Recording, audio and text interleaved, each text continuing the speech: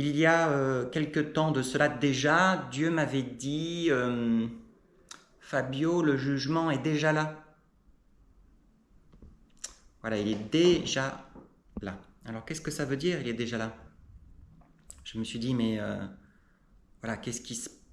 Je ne comprenais pas trop cette phrase et, et au fur et à mesure, je me suis laissé porter et petit à petit, j'ai compris. J'ai compris que voilà, la souffrance de l'homme et de la terre et de tous les êtres vivants est déjà immense en fait.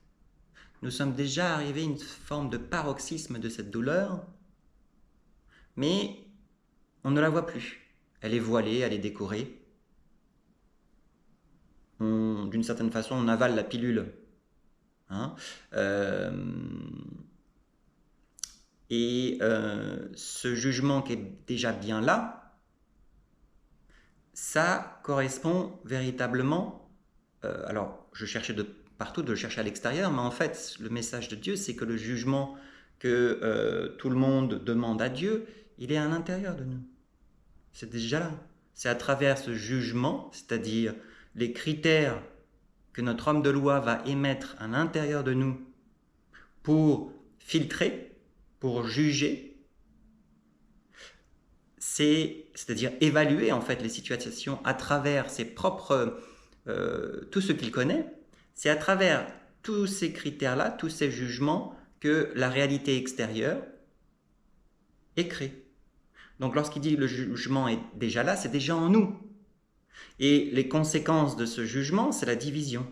La division entre, dans la même famille, c'est les divisions entre voisins, c'est les séparations entre couples, c'est les, les divisions dans les groupes d'individus religieux.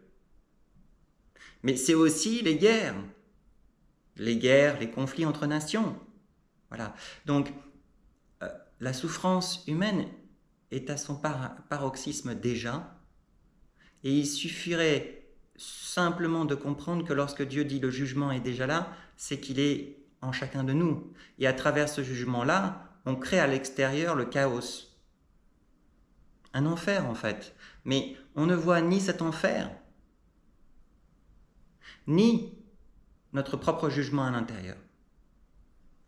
Parce que c'est ça en fait la subtilité de l'ego ou du diable, comme dirait Baudelaire, c'est que sa plus belle des ruses à ce diable, c'est de nous persuader qu'il n'existe pas.